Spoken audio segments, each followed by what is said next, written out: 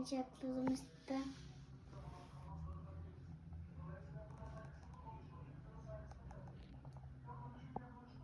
Çocuk bunlar bizim Sivrisima'da çıktığımız oyuncaklar. 3 tane de çocuklar, 3 tane de bizim canımız çizmek istedi. 3 tane de çizdik.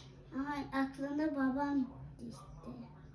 Biz o sadece onu istedik. Bakın. Bakın. Buradalar hepsi de.